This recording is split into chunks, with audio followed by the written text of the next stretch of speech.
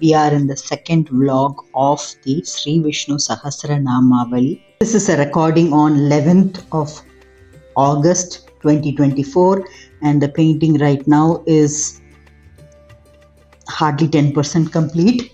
It is the third layer that I have started. This is an amazing summary of the world or the universe, and I thought this is a very nice image to work with and also make the Sahasranamavali.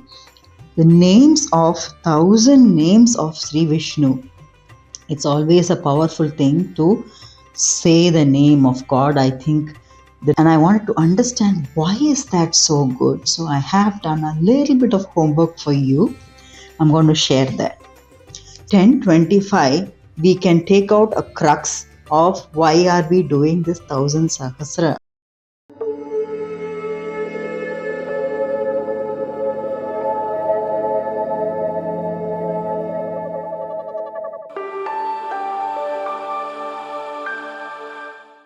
Om Namah Shivaya, Om Namo Narayanaya, Jai Shri Ram. Welcome back to the Clay Studio.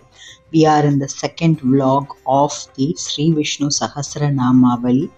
For the benefit of those who are logging into my channel or looking at my video for the first time, my name is Gomati Sivasankaran. I live in Denmark, and the recent painting, oil painting, I finished is right here behind me. That is Sitaramam, and the new project that I have kick-started is the Sri Vishnu Sahasranamavali oil painting. This is right here. The painting involves a procedure called Calligram or Micrography, where the names, 1000 names of Sri Vishnu are painted onto the painting. That is something I am also experimenting for the first time, so I decided to also put the learning experience and also the knowledge research work that goes on behind the whole painting in the format of a weekly vlog. And this is just an experiment, and let's see how it goes. Before we get on to the most important crux of today's vlog, let's just look at where things stand as of today. So the painting, this is a recording on 11th of August 2024 and the painting right now is hardly 10% complete. It is the third layer that I have started working on, wherein the details will start appearing, and on the top I have started writing about 30 names of Sri Vishnu from the 1000 names.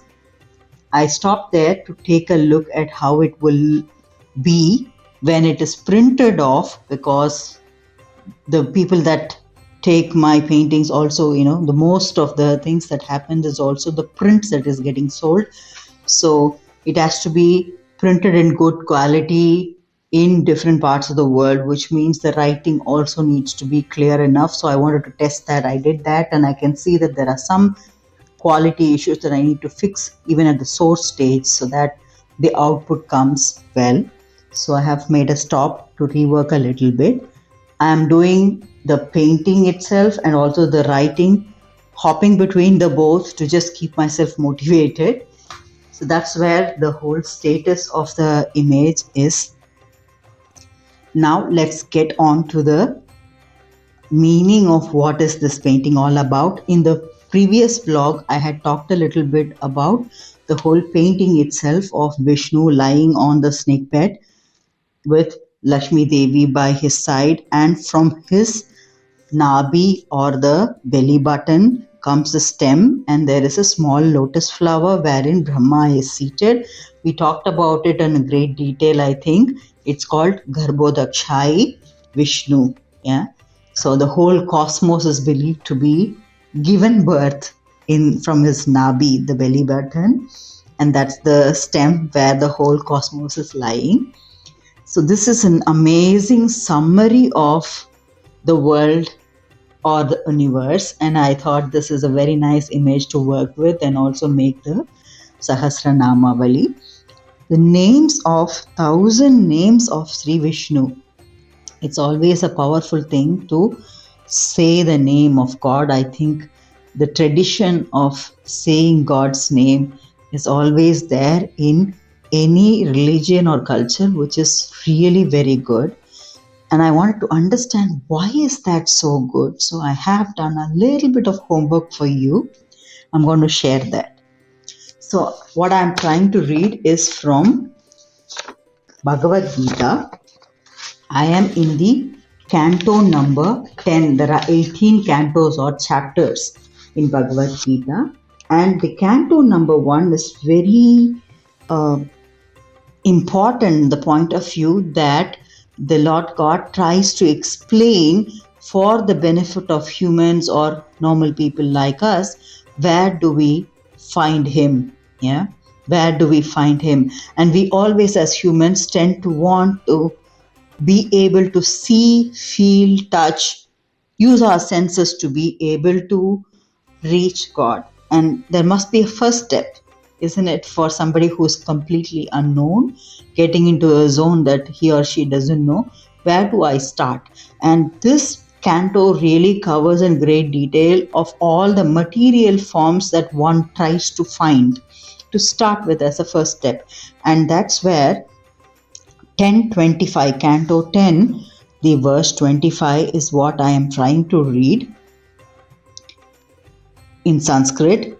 Please forgive me if I am reading it wrong. I'm also in the learning process. Maharshinam Bhruguraham Giramasyekam Aksharam Yagyanam Japeino Smi Stavaranam Himalayaha. The meaning of this is, of all the Maharishis, I am Bhrigu, I refers to the Lord God. And among all the words, I am the sacred syllable Om, that is the Pranava. Of all the yagyas refers to, you can think of it as a prayer, yagyas. I am the Japa. Japa here refers to Nama Japa, which means telling the name of the Lord God. And amongst the immovables, I am the Himalaya. So from this 10:25, we can take out a crux of why are we doing this 1000 namas or sahasranamas. So of the words, he said he is the sacred syllable. Sacred syllable is called Pranava, and it is Om in the Sanatana Dharma. There are so many other sacred syllables followed by other religions, and the sound is basically having a combination of A, U and M. This combination could be put in different formats for different religions. I'm not an expert in that, but Om is the way we would say it in Sanatana Dharma. And the Japa refers to Nama Japa. So he is in a way pointing us towards the saying of his names, saying the names of Lord God. So this is the reason why we are doing what we are doing. So with that understanding, before we go to the names itself, we are going to start understanding the names in this video, starting with the first few names. How to read and pronounce what I have written. Whenever everything is fully ready, whenever you're buying it or taking it from anywhere, you will be able to see that it's an English transliteration, which means the letters are English letters, but they will have some marks above or below meaning something. And just for your easy understanding, I'm going to say few things now. We will get to the depth of it as we go along with the names. The symbol of a dash on top of something is that the syllable has to be stressed, is needed to be stressed a little more. Let's say that Gita here has G-I and a dash on top, T, and A has a dash on the top. So if it is like that, I would say Gi. Even if it is I would say Gi. And Tha with the A with that stress. So that is the meaning of the dash symbol. At the same time, when you see a dot, it could mean that stress needs to be added with a H, yeah, like S and a dot will mean sh. This would be okay for now in the beginning, and we will go into the depths as we come along with it. Yes, so let's get on to the Namavali itself, the first 10 letters, first 10 words of Sri Vishnu that I have. So every single name starts with the Om, the Pranava, or the sound that he says, that he lives in that sound itself. So you can only say the sounds, and that's something that is always there in many of our religions, isn't it? So Om, and it ends with a word by name Namaha. So you start and there is a word that refers to the name of Vishnu, and then you end that with a, so it's all like short sentences, and end the sentence with Namaha. And what does this Namaha mean? Let's look at that also before we start. Namaha. Ma refers to me, I. Yeah. And na is no, a negation. Oh, not me? It's not me. What am I trying to say here is that ma also refers to the ego. Yeah. So I'm trying to negate the ego from me every time I say Namaha. So it's a very deeper word, and in a way submitting us to the higher self. That's the inner meaning behind it. The ahamkara, the ego needs to be suppressed every time. More we suppress, the better. So that's the reason why we end the sentence with Namaha. We start with the Pranava Om, we end with Namaha. That's how we are going to say. And we will start with the first word, that is Om Vishwasmai Namaha. Om, we know what it is. Namaha, we know what it is. The first name of Sri Vishnu is Vishwasmai. Vishwa refers to the universe. Yeah? He is the all. Easy name. Okay, let's move on to the second. Again, we start with Om. Om Vishnave Namaha. S and N H have that dot underneath, and the E has a dash above. So that's why I'm reading Vishnave Namaha. Om Vishnave Namaha. Vishnave refers to he who pervades everything. The third one is Om Vashatkaraya Namaha. Vashatkaraya refers to for whom the sacrificial verses are uttered in the yajna. So we are again referring to him and saying, this is for you. Yeah, we are doing all this is for you. So the fourth is Om Bhuta Bhavya Bhavat Prabhave Namaha. The one who is the master and beyond past, present and future. I think the structure is also coming where we talk about the universe and we talk about how he is everywhere, and then we talk about why are we uttering these words in the third, and the fourth we are just explaining the space. We did the space and now we are doing the time, past, present and future. Bhuta Bhavya Bhavat Prabhave Namaha. The past, present and future. That is why Bhuta Bhavya Bhavat Prabhave Namaha. How big a name can be, yes. But if you have to refer to the whole time, past, present and future, the name has to be long. Very simple. So, Om Bhuta Krite Namaha. This is the fifth, the creator and destroyer of all existence in the universe. So, we discussed time and space, and now we are saying existences. We need to talk about what is inside this box, isn't it? So he is the one that created and destroyed everything inside this box.